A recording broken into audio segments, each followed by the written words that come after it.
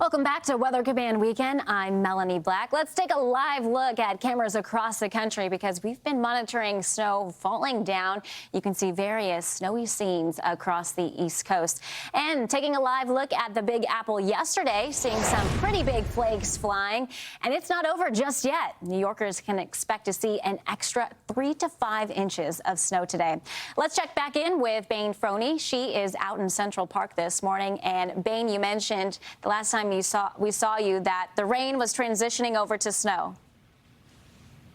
No, seriously, I'm not kidding. Right before you guys came to me, we were just seeing rain, and immediately we saw that transition. So it just goes to show it's on its way, and it's going to be here for a little bit. I mean, already now, since the last time we talked about 20 minutes ago, we're starting to see the snow rate come down just a little bit. The flakes are a little bit lighter. We still actually have a little bit of a wintry mix, I will say. Most of it is snow, but I am feeling a little bit of that rain. So we'll see when that transition continues to move throughout the rest of the morning and into the afternoon as well. It's interesting, though, because we do have those little pockets that have a little bit of warmer air. So that's what we're kind of seeing, a little bit of that melting and refreezing, and how we're getting some more of that snow, but also a little bit of that mix of that very chilly rain. It's not the best feeling ever, but folks have been coming out here into Central Park enjoying the beautiful morning. I mean, you can see behind me, the buildings are kind of starting to get that fog above them, and also with all that snow coming down, it's tough to see the skyline at times, but it has been a gorgeous morning, and our temperatures currently were right around freezing, which is why we kind of have more of that wetter,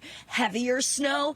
So this will be good for packing snow if you want to be out here making snowballs, maybe some snowmen.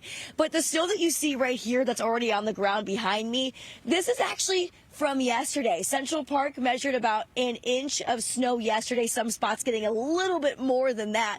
But today, we are expecting to see some more of that snow, obviously, and potentially seeing 1 to 3 inches of snow throughout New York City. We'll see if we'll get that much here in Central Park, but there will be spots throughout New York City that could see a decent amount of snowfall once all is said and done. Now, I do want to mention this. The city is under a code blue, which means they have teams out there making sure that those that are the most vulnerable have a safe place to be when it gets this cold and it gets this snowy. So that is in effect for all of the boroughs for today. But it's not just New York that is feeling the chill that's starting to get this wintry weather. It's going to be the majority of the Northeast as we continue throughout this morning. I mean, as we track up more towards the north, like, for example, Boston, Melanie, your old stomping grounds, we could see a good 3 to 5 inches over there. So some spots will see a little bit more of that snow.